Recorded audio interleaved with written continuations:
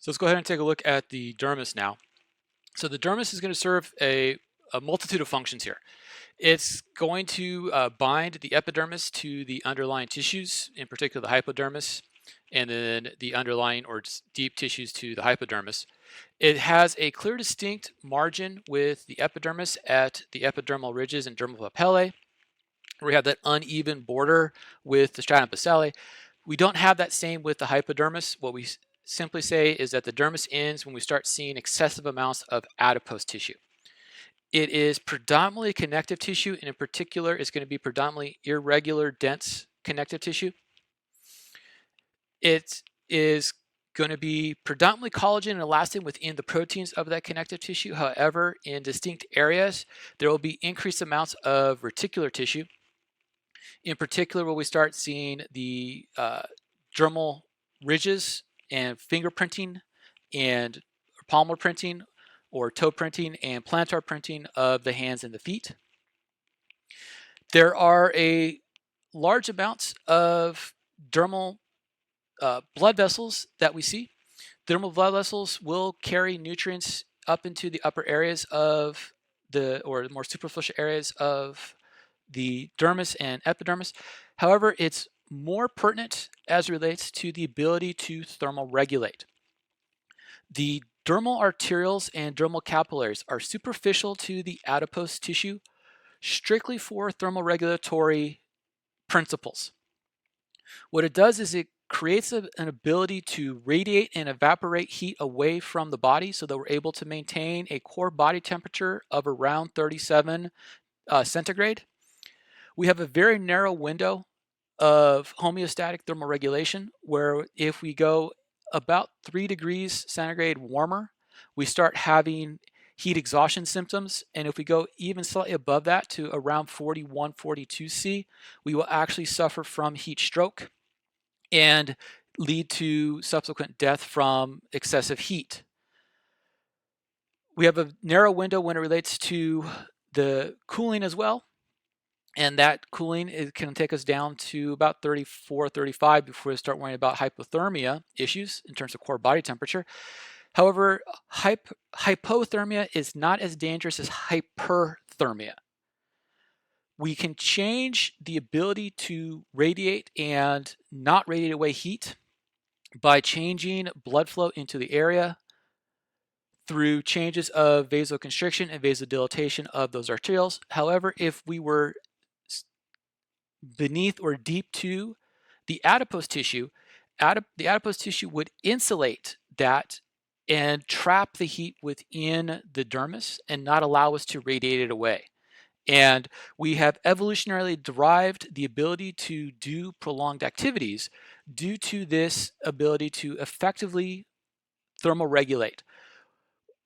When we first started to hunt in terms of hominids, we did it through what's referred to as exhaustion hunting. So what we would do is we would simply just kind of meander after what we wanted to hunt, and the animal would skitter away and then stop and then skitter away and then stop and then skitter away and then stop, and we would just kind of poke along and poke along and poke along, and we would eventually exhaust them to the point where they could no longer run, and then they became very easy prey for us. And so when we talk about why are the dermal arterioles superficial to the hypodermis, it's all about the ability to thermoregulate. And so when we look at the anatomy of the dermis, we're looking at the area in between the epidermis and the hypodermis. This is where we're going to see all of the accessory organs, the erector pili muscles, the sensory organs, the sudoriferous glands, the sebaceous glands. They're all going to be housed within the dermis, even though some of them come from epidermal tissues, and even though all of them will somehow exit out into the epidermis. But they're all going to be housed within the dermis itself. Notice how we have a nice clean derivation in between the epidermis and the dermis with the dermal papillae, or the papillary layer of the dermis. This is also where we'll start seeing some of the reticular proteins within the dermis itself. Notice the high amounts of capillarization and arterialization, what we usually refer to as anastomoses, and collateralizations within the dermal arterioles as we head more superficial towards the epidermis. Notice the positioning of the adipose tissue and the loose areolar connective tissue within the hypodermis as it is deep to the dermis itself. And once again, that is there so that we are able to uh, properly thermoregulate so as to ensure that we do not have excessive heat trapping within the body. Now, within the dermis itself, the arrangement of the three principal proteins in distinct areas lead to the formation of excessive epidermal ridging. This has to deal with the play in between the collagen, the reticular, and the elastin fibers. So the collagen fibers are there to add tensile strength. The reticular fibers, like we talked about with reticular connective tissue, is there to maintain so that the tissue itself is inflexible.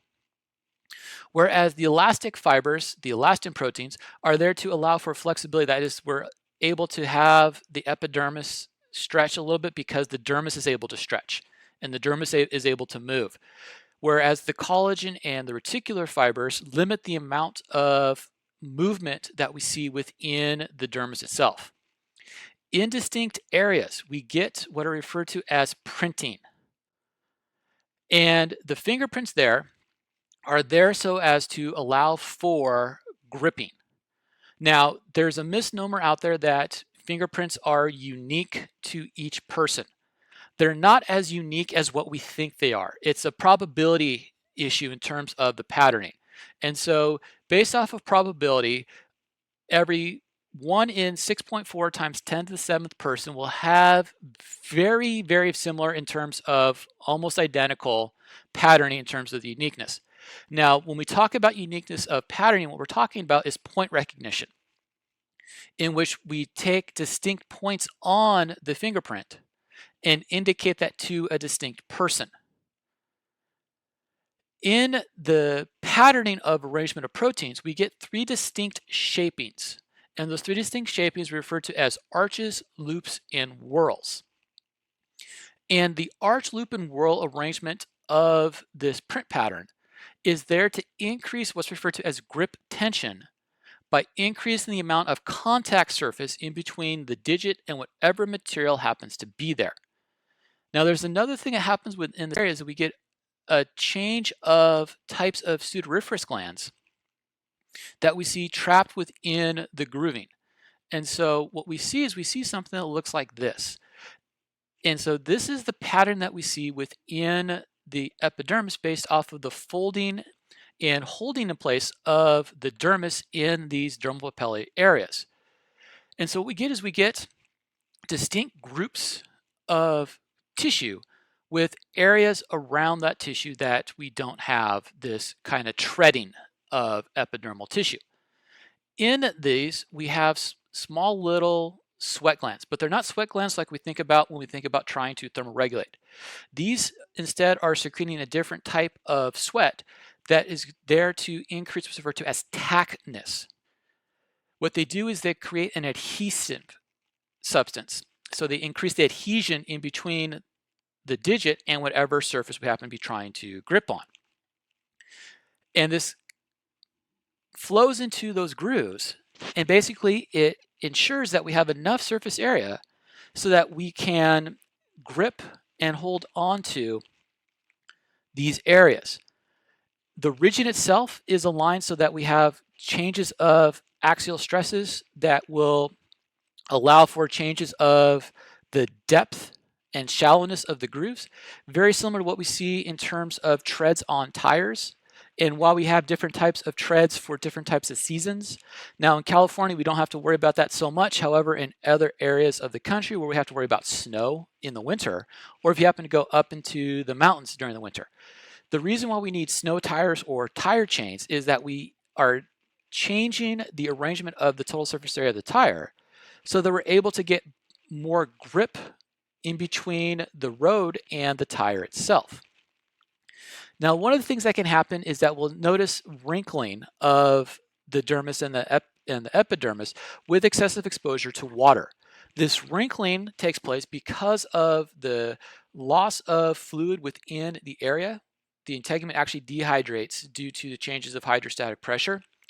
But what the wrinkling does around the fingerprints is that it actually allows us to keep the treads even as we have the wrinkling that takes place. And so if you go and stick your hand into water or go swim for a long period of time or decide to take hour-long shower or sit in the bath, you'll notice you'll start seeing these kind of wrinkles around the edges of the digit.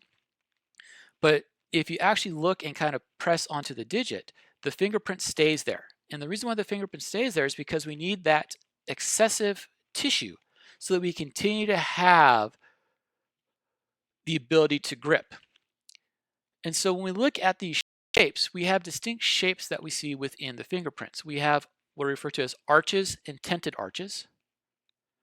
Then we have loops. We have a loop that goes towards the ulnar side of the hand, and we have loops that go towards the radial side of the hand. We have whorls. Whorls are a circular or an eddy pattern in which we can have concentric whorls. That is where we have these kind of just circles and circles and circles that line up, very similar to like a bullseye or a dartboard. And then we have a spiraling whorl. A spiraling whorl looks very much kind of like a whirlpool. The press whorl and the imploded whorl is where we simply have kind of a change of the actual circular shape of the concentric whorl. The composite whorl kind of looks like a wave form across the digit. We have two other types of composites which we simply just reference as being composites, and this is where we have a combination of whorls, loops, and arches within the single print. Each digit can have a unique style of print, and regardless of what you have been told through movies, you cannot etch away the fingerprints without completely removing everything, including the dermis of the skin. However, if you start to develop calluses across the digit through excessive tensional forces on the digit itself, you can increase the ridging that takes place and thereby change the schematic of the print that is left. However, it doesn't actually alter the underlying print. What it's doing is it's changing the amount of epidermis you have within the ridging itself. The last of the layers is the subcutaneous tissue or the hypodermis. This is going to be a combination of loose connective tissue, in particular loose areolar connective tissue, and adipose tissue. It's going to bind the dermis to the deeper tissue, in particular the muscle, but provide for passage of major blood vessels and nerves into the dermis and then out into the epidermis. It has no sharp boundary. We can't really distinguish when does the hypodermis come and when does the dermis end. We simply look for when do we start seeing more adipose tissue. All of this hypodermis is going to lie below the dermal arterial and dermal capillary beds for that thermal regulatory effect that we had previously discussed. The subcutaneous tissue can have excessive amounts of adipose growth within it. This subcutaneous tissue can lead to what is usually referred to as ornamental fat depositing. The ornamental fat depositing is the fat depositing that we see in and around the hips and the mammaries in females. The subcutaneous adipose tissue, as we'll talk about in terms of other functionalities, can lead to other issues in terms of other functions within other tissues. The principal function of the subcutaneous tissue is to insulate against hypothermia and then provide mechanical braking so as to reduce the amount of forces being imparted onto the deep tissue based off of what the epidermis and dermis is being exposed to.